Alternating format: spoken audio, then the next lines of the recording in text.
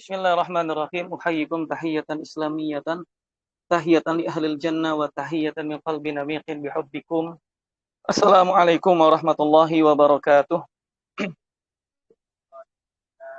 Alhamdulillahi rabbil alamin. Wassalatu wassalam ala sayyidil mursalin, sayyidina Muhammadin sallallahu alaihi wasallam wa ala alihi wa sahbihi at-tayyibin at-tahirin, summa amma ba'du.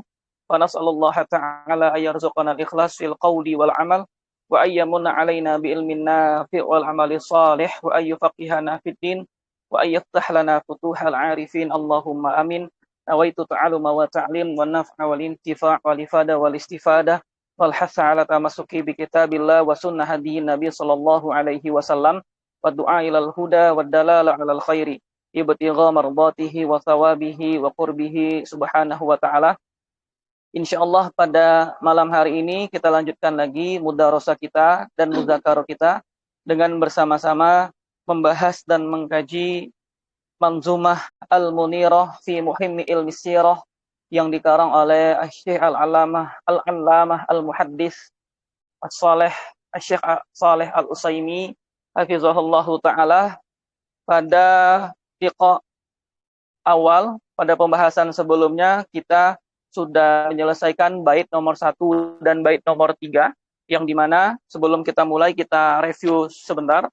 Yang di bait pertama kita membahas atau menjelaskan pembahasan tentang muqaddimah al-manzumah atau muqaddimatul kitab, mulai dari ahkam basmalah, pembahasan tentang basmalah, lalu yang kedua membahas tentang hamdulillah, lalu yang ketiga membahas tentang as-salatu wassalam ala nabi.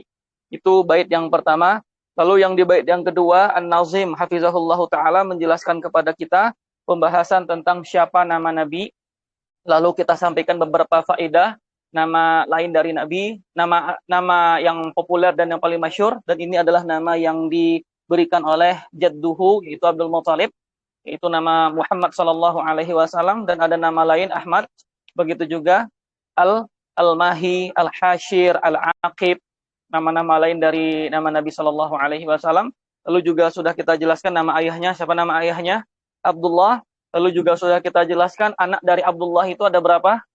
Cuman satu saja, yaitu Muhammad. Jadi Nabi Muhammad itu anak tunggal dari Abdullah dan ibunda Aminah, seperti itu. Itu bait yang kedua.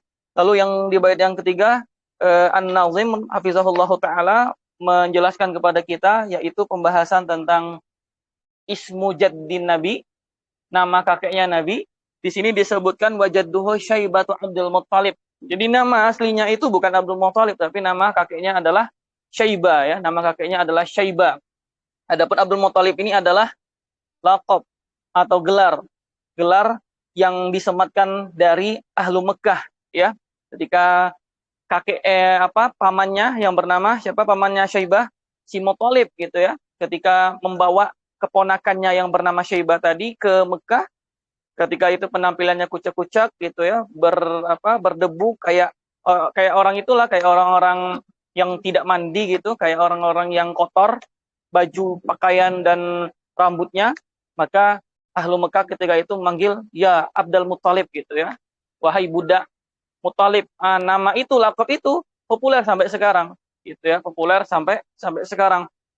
Itu jaddun Nabi. Lalu nasalnya, yaitu keturunan. Nabi keturunan dari Bani Adnan, Al-Adnan. Makanya sering disebutkan Nabi Muhammad Al-Adnani. Sering kadang-kadang disebutkan gitu, ya. Muhammad Al-Adnani, nisbatkan, ya nisbah kepada Adnan. Muhammad berasal dari Bani Adnan, seperti itu. Lalu bangsanya berasal dari bangsa Arab. Sebagaimana yang sudah kita jelaskan, semuanya bermuara ke Ibrahim alaihissalam. Ibrahim punya 2 anak, yaitu Ismail dan Ishak. Dari Ismail inilah nanti keturunan orang-orang Arab. Dari Ishak keturunan dari Bani Israel. Ya, Ishak, Yakub, Yusuf, sampai nanti Isa gitu, ya. Itu kan semuanya berasal dari Bani Israel. Sementara Nabi Ismail sampai Muhammad itu, Nabi Muhammad ada putus gitu, ya. Ada putus Nabi yang berasal dari bangsa Arab, seperti itu. Sekarang kita masuk nazam yang selanjutnya, yang nomor 4. An-Nazim hafizahullahu ta'ala mengatakan, Wa ummuhu bintun liwah bin Aminah ajdaduhu baina Quraisyin kainah. Wa ummuhu bintun liwah bin Aminah ajdaduhu baina Quraisyin kainah. Sahib. Dari bait yang nomor 4 ini, An-Nazim, yaitu Syekh Shalih Al-Utsaimin, akan inti dari bait yang nomor 4 itu akan menjelaskan siapa nama ibunya Nabi Shallallahu Alaihi Wasallam dan kakeknya Nabi di antara dua jihah atau dua sisi, yaitu baik sisi ayah atau sisi ibu, itu bertemunya ke siapa bermuaranya atau bertemunya itu ke siapa. Ini yang akan dijelaskan di bait yang nomor 4.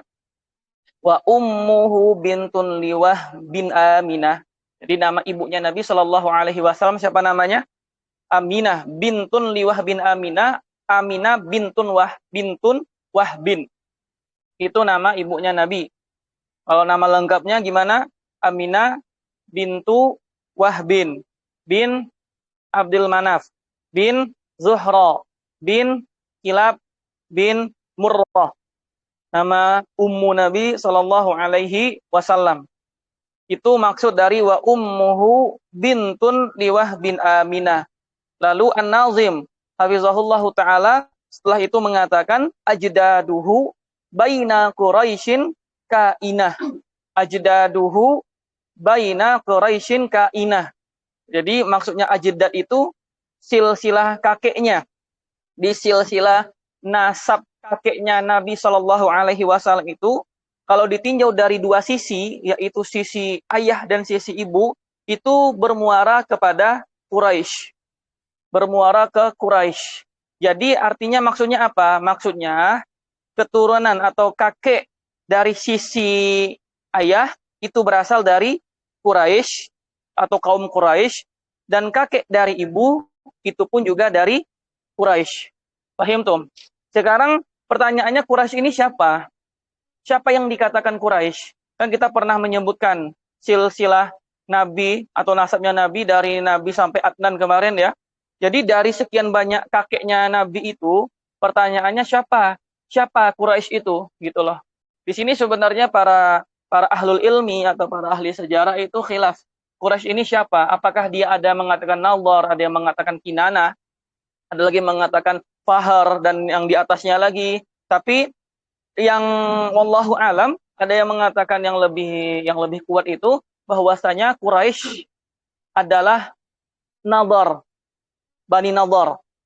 Jadi dari Bani Nadhar. Kalau kita lihat, kita tarik itu Nabi sampai Bani Nadhar, itu Nadhar itu adalah kakek Nabi yang nomor 13. Kakek Nabi yang nomor 13. Coba kita baca silsilahnya.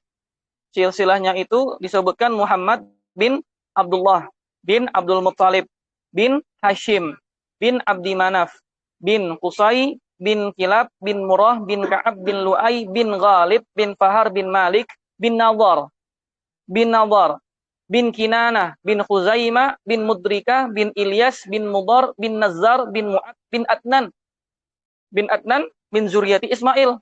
Jadi Nadhar kalau dilihat tadi ditarik itu silsilah sampai ke Nadhar, itu kakek nomor 13. Jadi itu yang dikatakan Quraisy. Kalau kita katakan Nadhar itu yang Quraisy, berarti Nadhar sampai ke bawah, dari Nadhar sampai ke bawah sampai nanti Nabi itu Quraisy. Jadi patokannya itu Nadhar, bukan Kinana. Ya bukan Kinana, tapi patokan itu adalah dari Nadhar. Nadhar sampai ke bawah itu Bani Quraisy. Termasuklah Bani Hashim, Bani Muttalib gitu ya, Bani Hashim, Bani Muttalib. Dan sampai ke bawah lagi, ala kulli hal yang dikatakan Quraisy itu adalah yang berasal dari Bani Nadhar, keturunannya Bani Nadhar. Seperti itu. Jadi wa ummuhu bintun liwah bin Aminah ajdaduhu baina Quraisyin kaina. Jadi itu pembahasan tentang ayahnya, nama ibunya, lalu juga pembahasan tentang silsilah nasab kakeknya dari dua jihah itu bertemunya dari Bani Quraisy, seperti itu. Dan nanti Bani Quraisy banyak maziyahnya atau banyak keutamaannya. Jadi Masya Allah, Nabi kita itu dipilih memang dari sesuatu yang mulia, bukan sesuatu yang hina. Bani Quraisy itu dikatakan seafdol-afdolnya kabilah Arab. seafdal-afdalnya kabilah Arab itu Bani Quraisy. Dan dikatakan juga sefasih-fasih Lughatul Arabiyah itu adalah Bani Quraisy. Jadi Allah sengaja itu pilih nabi namanya Muhammad berasal dari Bani Quraisy, yang dimana Bani Quraisy ini seafdal-afdalnya bangsa Arab dan seafdal-afdalnya sefasih-fasihnya bahasa Arab. Dari turunannya sampai nanti Bani Hashim dan saudara-saudaranya itu, Bani Hashim termasuk yang paling afdal dari silsilah nasab Bani Hashim. Jadi memang dipilih Nabi seafdal-afdalnya nasab, seafdal-afdalnya kabilah, seafdal-afdalnya bangsa Nabi Muhammad sallallahu alaihi wasallam. Itu yang keempat. An-Nazim hafizahullahu taala selanjutnya mengatakan, mauliduhu fil baladil amini amaqudumil fili litabini. Mauliduhu fil baladil amini amaqudumil fili litabini. Sekali lagi, mauliduhu fil baladil amini amaqudumil fili litabini. Sebelum kita jelaskan, kita terjemahkan dulu mauliduhu. Maulid ini kan dalam tasrif itu termasuk isim apa namanya? Dua kemungkinan, betul nggak? Kalau nggak isim makan atau isim zaman. Maf'ilun. Kalau nggak isim makan atau isim zaman. Jadi maulid itu di sini ada dua pembahasan. Pembahasan tentang tempat di mana lahirnya Nabi dan kapan lahirnya Nabi. Mauliduhu. Jadi pembahasan ini akan menjelaskan di mana Nabi Shallallahu Alaihi Wasallam dilahirkan dan kapan Nabi itu dilahirkan. Maulid, isim makan atau isim zaman. Tayyib. Mauliduhu fil baladil amini berarti tempat lahirnya Nabi Shallallahu Alaihi Wasallam itu di negeri yang amin. Negeri amin. Amin itu apa artinya di sini? Negeri yang aman dan sentosa. Negeri aman yang sentosa. Maksudnya negeri apa ini? Ada yang tahu nggak? Maksudnya baladil amin itu maksudnya apa? Mekah itu. Maksudnya Mekah. Gitu ya. Mauliduhu fil baladil amini amaqudumil fili litabini. Menjelaskan kapan, tahun berapa kelahiran Nabi, dikatakan tahunnya itu am qudum al-fil. Tahun kedatangannya gajah. Yang dikisahkan yang di surah Al-Fil itu ya. Kisahnya ketika pasukan Abraha datang, nanti akan kita sebutkan bagaimana kisahnya. Amaqudumil fili litabiyini. Litabiyini itu maksudnya apa? Maksud litabiyini itu wadih, jelas, masyhur, indan nas atau indal Arab.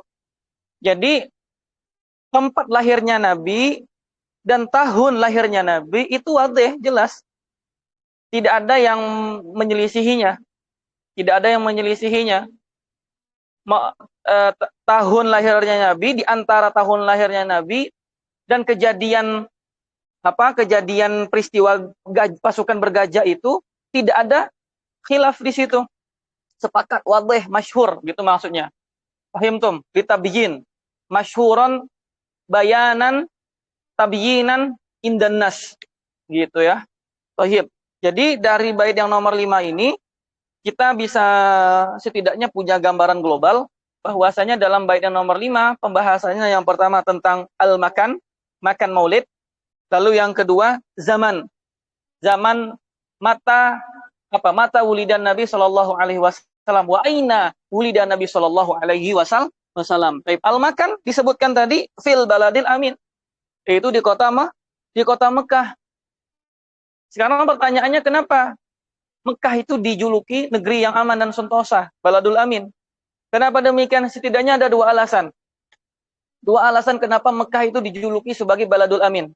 Apa alasan yang pertama? Alasan yang pertama dikarenakan li'amni al-khalqi fiha. Karena ada orang-orang yang ketika itu masuk ke kota Mekah itu akan mendapatkan perlindungan, jaminan keselamatan, perlindungan dan keamanan. Itu bukan hanya di zaman sekarang, bahkan di zaman dulu. Di zaman dulu sebelum Islam datang, berarti di zaman jahiliyah sampai zaman sekarang, baik itu penduduk asli atau orang yang baru datang, ala kulihal ketika sudah masuk ke kota Mekah, itu sudah mendapatkan perlindungan. Makanya dijuluki Baladul Amin. Nah, kalau kita lihat sekarang, coba lihat sekarang. Apa namanya itu indeks kriminal di kota Mekah. Apakah bahaya? Apakah banyak kriminalnya, pembegalannya, perampokannya, pencuriannya? Itu sangat sangat minim sekali. Tidak seperti di negara-negara yang lain seperti itu. Maka membuktikan Mekah termasuk Baladul Amin. Itu yang pertama. Lalu yang kedua, ini juga sesuai dengan doanya Ibrahim alaihissalam. Gimana doanya Ibrahim alaihissalam? Rabbi ja'al hadza balada aminah. Doanya Ibrahim, Nabi Ibrahim. Jadi berkatnya gitu ya. Berkahnya doa seorang nabi yang dijuluki apa? Ayahnya para nabi. Gimana apanya? Abul Anbiya, ayahnya para nabi dan juga termasuk dari golongan Rasul Ulul Azmi. Yang dia berdoa dan doanya tadi diabadikan oleh Allah Subhanahu wa taala di dalam Al-Qur'an. Rabbi ja'al hadza baladan aminah. Ya Allah, jadikan negeri ini, negeri yang apa masuk di sini? Mekah Al-Mukarramah. Negeri yang aman dan sentosa. Gitu ya, makanya Mekah dijuluki Baladul Amin dengan dua sebab tadi. Karena ada jaminan keselamatan dan keamanan di dalam ketika orang-orang berlindung di dalamnya. Lalu yang kedua, memang berkahnya doa dari Nabi Ibrahim alaihi salam. Tohib. Maqudumil fil tabi ini berarti menjelaskan tentang waktu mata wulida. Ini belum menjelaskan harinya, tanggalnya, bulannya. Ini nanti di bait yang selanjutnya, yang nomor 6. Sekarang menjelaskan secara global dulu, tahun kelahiran. Jadi tahun kelahiran Nabi itu disebut sebagai tahun gajah. Kalau populernya kita dulu, waktu mondok dulu ya, waktu kita sekolah di TPQ atau di TPA, atau dulu kita mondok, itu biasanya sering disebut tahun gajah namanya. Kenapa namanya tahun gajah? Sebelum daripada itu kita ini dulu, bicara dulu. Tahun gajah ini apakah ada khilaf di antara para ulama atau para ulama sejarah yang mengatakan bahwasanya memang terjadinya lahir Nabi itu sebelumnya diawali dengan tahun gajah namanya. Ini dikatakan ittifaq. Bahkan naqala ijma'an. Oleh siapa? Oleh Ibnu Qayyim. Dan selain daripadanya menyebutkan bahwasanya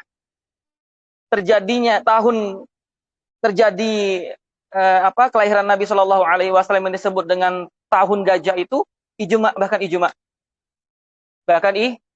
Pahim tum? Nah, sekarang pertanyaannya kenapa dinamakan tahun gajah? Itu yang sebagaimana kisah yang masyhur di dalam surat Al-Fil. Alam tara kaifa fa'ala rabbuka bi ashabil fil. Lam yaj'al kaidahum fi tadlil wa arsala 'alaihim tayran ababil tarmihim bihijaratin min sijil faj'alahum ka'asfin ma'kul. Jadi dikisahkan ada seorang raja Habasyi.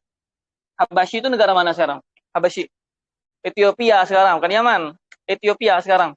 Di orang-orang Ethiopia itu dekat sama Sudan. Mesir, Sudan, Ethiopia. Berarti Ethiopia itu bukan bangsa Arab. Berasal dari benua apa itu? Benua Afrika kan? Benua Afrika. Orang Habasya. Jadi dulu disebut Habasya, sekarang namanya Ethiopia. Bayangkan antum, orang-orang Habasya yang berasal dari benua Afrika mau menjajah negeri Arab. Menjajah negeri Arab. Berarti itu melewati lautan. Laut Merah. Kalau nggak salah melewati Laut Merah. Gimana caranya itu? Mungkin entah pakai apa, pakai kapal mungkin ya. Atau pakai speedboat. Pakai pompong. Ya nggak tahu gimana ceritanya. Ala kulihal ada seorang raja dari Habasya. Raja Habasya siapa namanya? Abraha. Yang datang bersama dengan pasukannya plus membawa apa? Gajah itu, membawa gajah. Tujuannya apa? Pengen bawa gajah itu. Itu pengen menghancurkan Ka'bah waktu itu. Jadi kalau Abraha doang sama pasukannya yang masih kerocok-kerocok kecil tuh ya susah untuk menghancurkan Ka'bah, maka butuh kekuatan untuk menghancurkan Ka'bah. Maka tuh minta pertolongan kepada gajah. Ya tapi itu tadilah kebesaran Allah gitu ya. Dan termasuk karomahnya Ka'bah ketika itu dilindungi oleh Allah Subhanahu wa taala. Yang tadi niat jelek pengen menghancurkan, sehingga apa yang terjadi? Terhalangi sama Allah, diutus beberapa burung yang disebut burung ababil melempar batu yang diambil dari neraka, dilempar sehingga akhirnya mati musnah begitu saja. Ya, jadi itu kenapa dia dinamakan tahun gajah. Seperti itu. Di sini ada faedah yang sebelum kita masuk bait yang nomor 6 yang selanjutnya. Faedahnya seperti ini. Kenapa dinamakan tahun gajah? Kita nggak bicara tadi peristiwanya apa. Orang Arab itu punya kebiasaan. Apa kebiasaannya? Kebiasaannya gini. Kalau seandainya pada tahun itu terjadi sesuatu, maka tahun itu akan disebutkan sesuai dengan peristiwanya. Itu kebiasaan orang Arab seperti itu. Jadi orang Arab itu ketika menamakan tahun tersebut, tidak disebutkan dengan tahun kelima atau tahun keenam. Tapi kalau tahun itu ada terjadi peristiwa, maka akan disebutkan peristiwanya apa. Seperti ada namanya Amut Tufan, Amul Jarad. Begitu juga dengan Amul Fil. Begitu juga dengan Amuqotlil Fulan, misalnya seperti itu. Dan memang itu sudah jadi kebiasaan orang Arab, bukan hanya tahun kejadian. Bahkan kalau ada bulan atau hari atau waktu yang kebetulan ketika itu sesuai dengan munasabahnya atau sesuai dengan peristiwanya, maka akan disebutkan yang seperti itu. Makanya Ramadan, kenapa dinamakan Ramadan?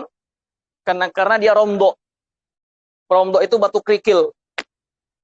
Kenapa demikian? Karena memang momentum Ramadan itu lagi puncak-puncaknya panas. Wakila dan mana yang lainnya ada yang mengatakan bahwasanya Ramadan itu adalah bulan di mana dibakarnya al-dzunub, al-ism, gitu ya. Paham tuh? Nah, itu kebiasaan orang Arab. Kalau kita ada nggak seperti itu? Kita juga ada sebenarnya. Tahun apa? G30 SPKI misalnya ya. Tahun kemerdekaan, tahun G30 SPKI, tahun reformasi, tahun 98 misalnya. Bisa disebutkan peristiwanya itu. Rahim. Bait yang nomor 5, lalu selanjutnya bait nomor 6, An-Nazim hafizahullahu taala mengatakan fi yaumil lisnaini rabi al-awwali fi sani ashrihi hisaban awwili. Fi yaumil lisnaini rabi al-awwali fi sani ashrihi hisaban awwili. Fi yaumil lisnaini rabi al-awwali fi sani ashrihi hisaban awwili. Nah, di sini An-Nazim hafizahullahu taala menjelaskan kepada kita, yaitu pertama tentang hari lahirnya Nabi, yang pertama. Lalu yang kedua tanggalnya. Ya, tanggal ya. Tanggal, lalu yang selanjutnya bulannya. Lalu bulannya. Ini ada hubungannya sama yang sebelumnya. Jadi bait 5 sama bait nomor 6 itu ada hubungannya. Masih ada hubungannya, yaitu membahas tentang kapan lahirnya Nabi Shallallahu Alaihi Wasallam. Maka dari sini ada 3 pembahasan. Pertama hari, yang kedua tanggal, lalu yang ketiga bulan. Hari apa?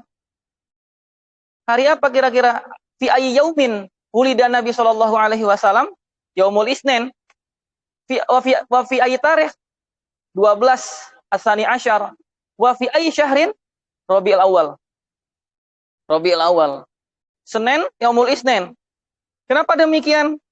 Karena memang dari Nabi Shallallahu Alaihi Wasallam sendiri yang mengatakan, Nabi yang sendiri yang mengatakan lahirnya Nabi itu di hari Senin.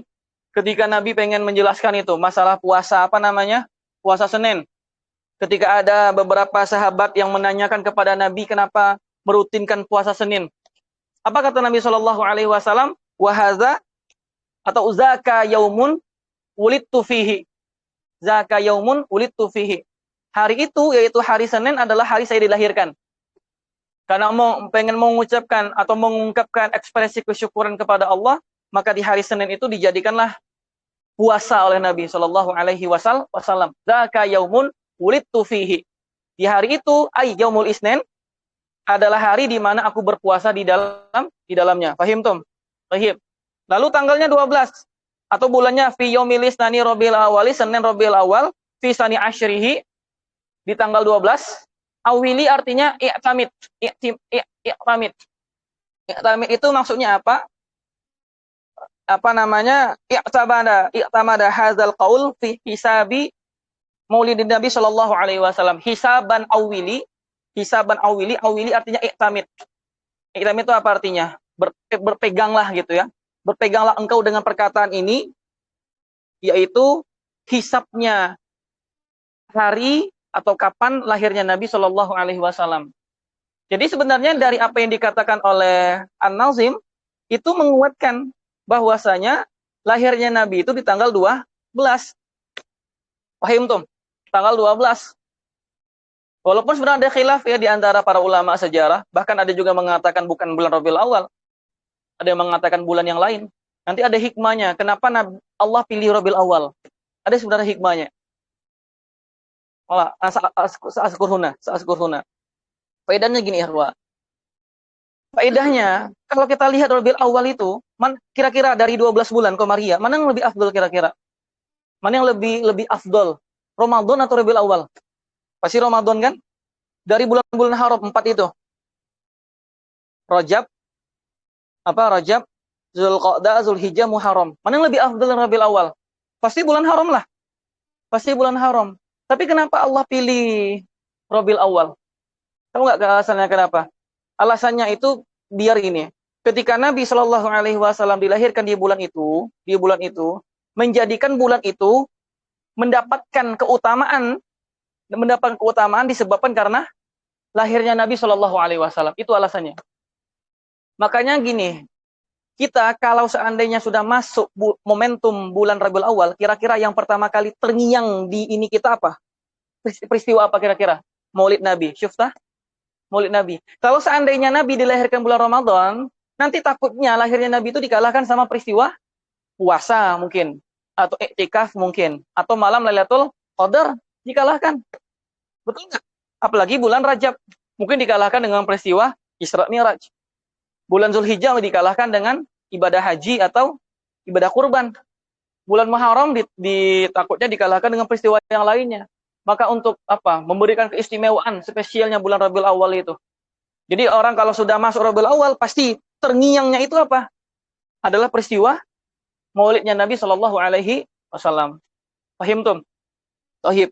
Jadi di sini An-Nazim Hafizahullah Taala menguatkan bahwasanya lahirnya Nabi itu memang di hari Senin, tanggalnya 12, bulannya Rabiul Awal di tahun Gajah. Paham tum? Jadi hisaban awili takdirnya itu i'tamada hadzal qawlu hisaba maulidin Nabi Shallallahu Alaihi Wasallam. Jadi apa? Para ahlul ilmi itu berpegang dengan pendapat ini yang mengatakan Nabi Shallallahu Alaihi Wasallam lahirnya di hari Senin 12 Rabiul Awal pada tahun Gajah. Oh, paham tum? Ada dalilnya nggak Ustaz? Ada dalilnya. Ada dalilnya. Yang menguatkan pendapat ini juga ada dalilnya. Dalilnya itu sebagaimana yang diriwayatkan oleh beberapa sahabat. Salah satunya adalah sahabat Jabir bin Abdullah. Lalu juga Ibnu Abbas radhiyallahu anhum dari riwayatnya Ibnu Abi Syaibah dalam kitab Musannifnya.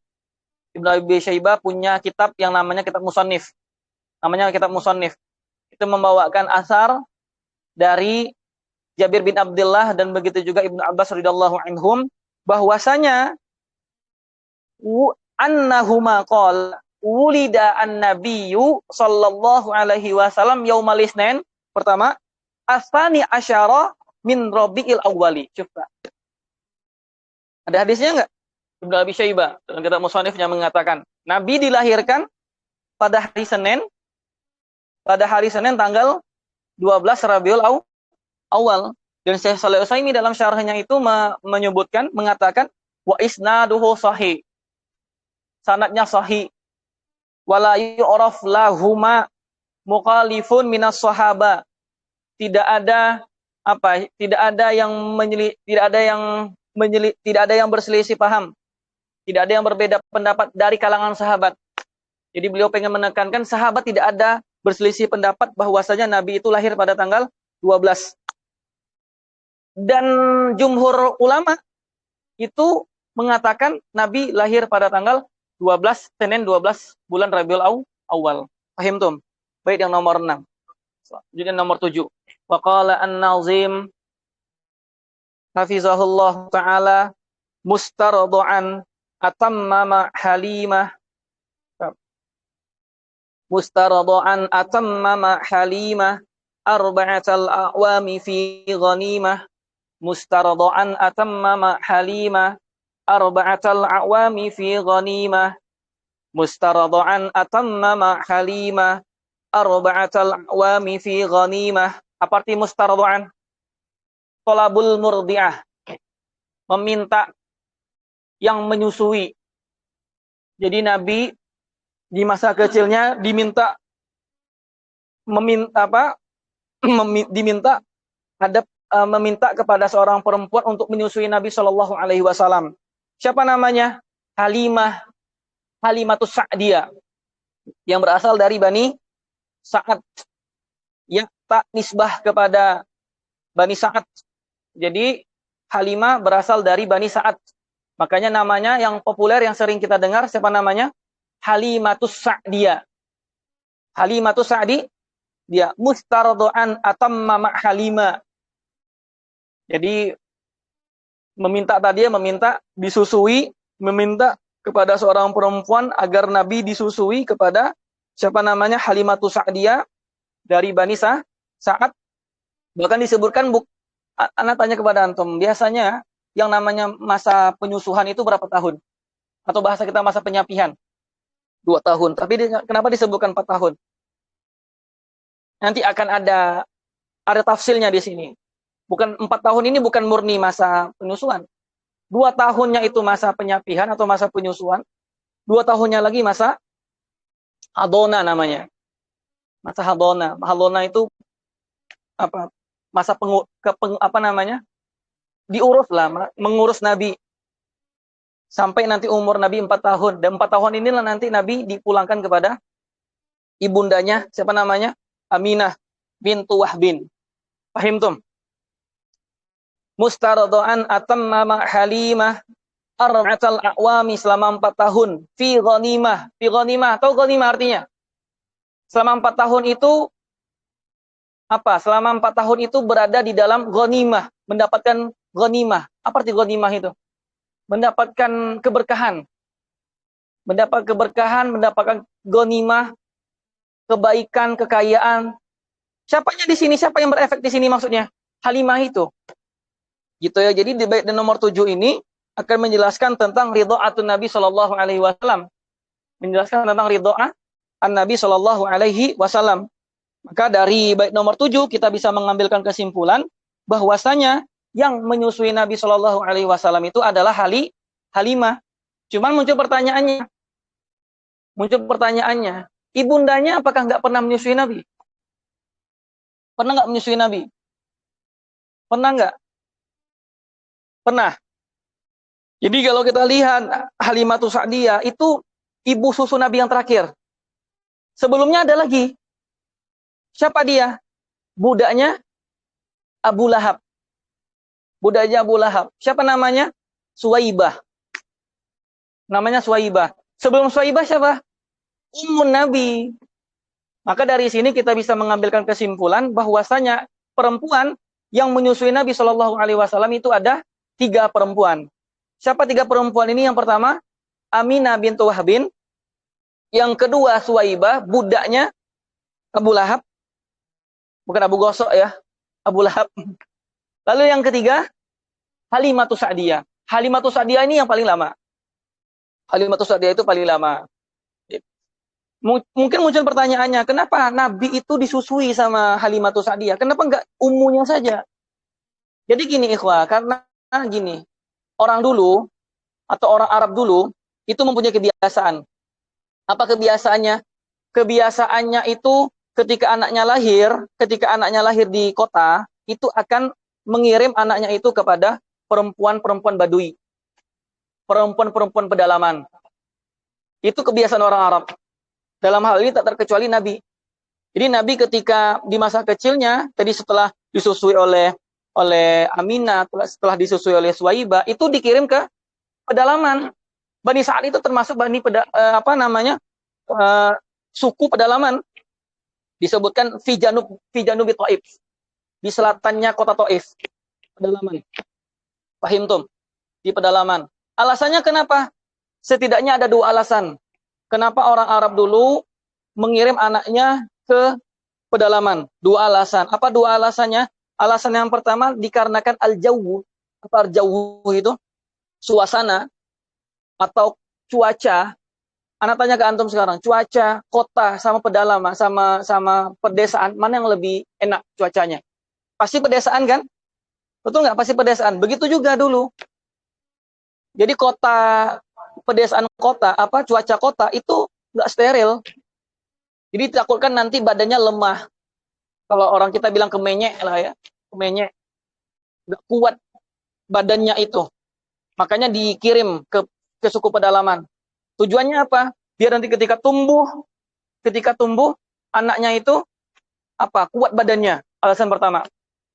Alasan yang kedua disebabkan dulu orang Quraisy itu sudah terpapar dengan apa? Dengan orang Ajami. Kan tadi kita sebutkan nih, Quraisy itu kan termasuk bahasa Arab yang paling fasih.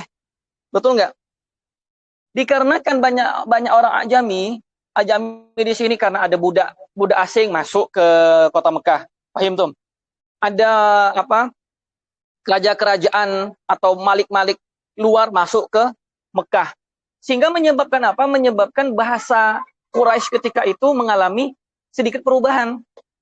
Jadi biar fasoha lisannya Nabi tidak berubah, maka dikirim.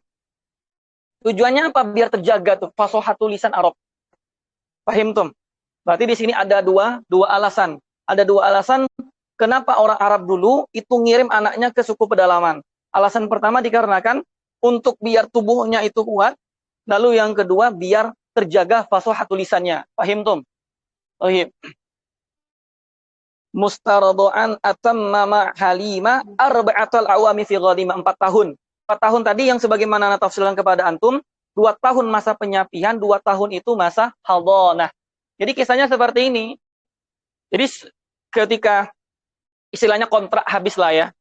Kontraknya sudah habis nih. Antara Ummun Nabi sama Halimah itu sudah habis. Akhirnya Halimah yang bawa Nabi kepada ibunya Nabi, kota Mekah. Tapi di sini ketika dibawakan, pengen dipulangkan, Halimah ketika itu pengen ini, minta lagi.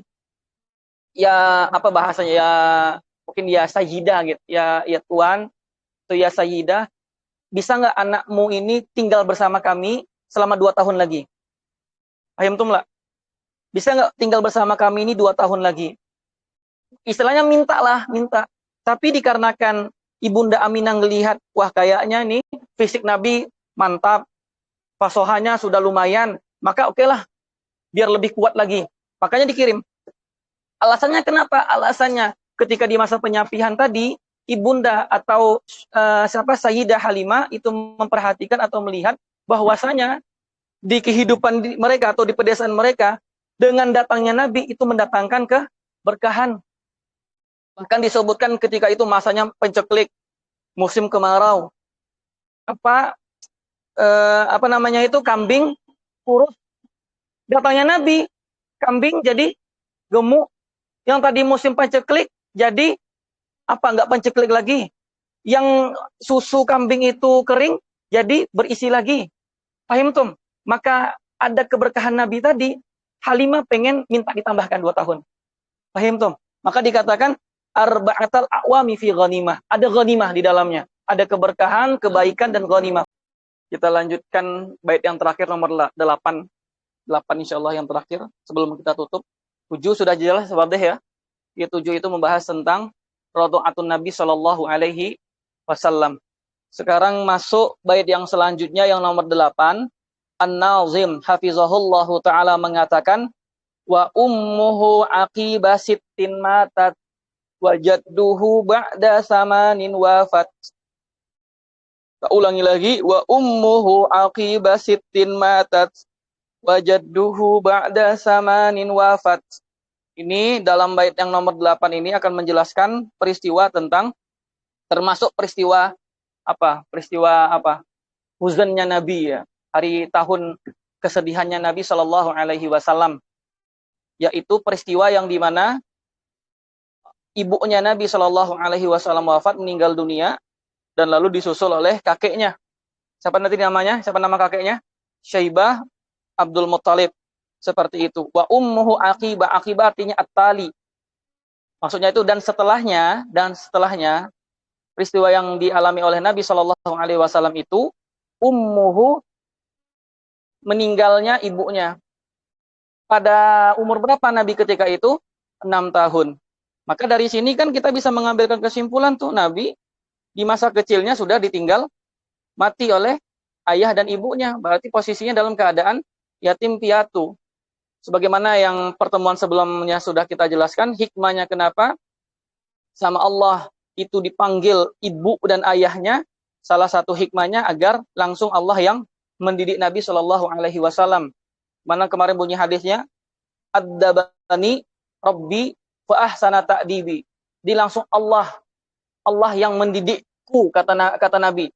Allah yang mendidikku fa ahsana ta'dibi, maka pendidikan apa? Aku mendapatkan pendidikan yang bagus. Allah langsung yang mendidiknya. Paham tum ya? Wa ummuhu aqiba sittin matas. Umurnya Nabi ketika itu 6 tahun. 6 tahun ini enggak ada perselisihan.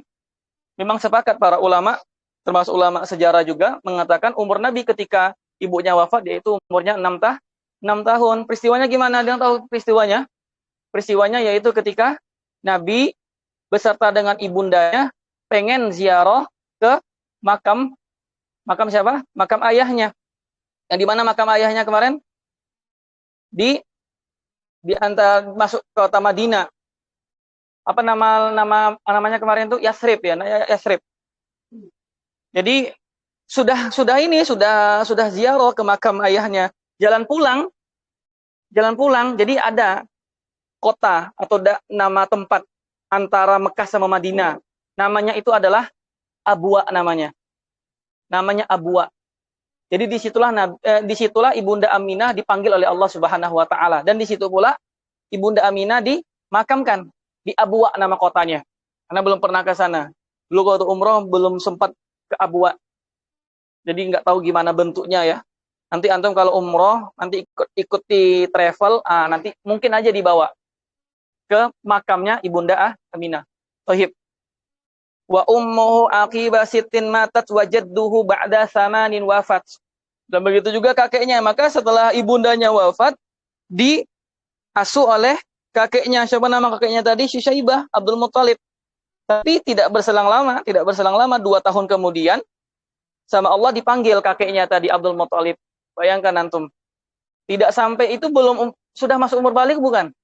Belum kan? Belum. Kalau kita ngikuti mazhab Syafi'i, umur minimal balik itu berapa tahun? 9 tahun. Belum balik, Nabi telah ditinggal ibundanya, telah ditinggal ayahandanya, telah ditinggal oleh kakeknya. Itu berapa besar cobaan dari Nabi Shallallahu alaihi wasallam. 2 tahun itu, 2 tahun setelahnya, umur 8 tahun, tidak ada khilaf. Sepakat semuanya ya. Semuanya sepakat. Pahim tum? Wajadduhu ba'da samanin wafat. Nanti setelah ini akan diasuh oleh pamannya yang bernama Abu Talib. Itu akan masuk di bait yang nomor 9 yang bunyinya summa Abu Talibi ammuhu kafal. Ammuhu kafal, seperti itu. Wallahu ta'ala alam, kita cukupkan pertemuan kita sampai di sini dulu. Semoga bermanfaat dan semoga berkah. Aku qauli hadza wa astaghfirullah li wa lakum. Bismillahirrahmanirrahim. Wal 'asr innal insana lafi khusr illal ladzina amanu wa 'amilus solihati wa tawassaw bil haqqi wa tawassaw bis sabr. Wabillahi taufiq wal hidayah wa ridha wal inayah. Assalamualaikum warahmatullahi wabarakatuh.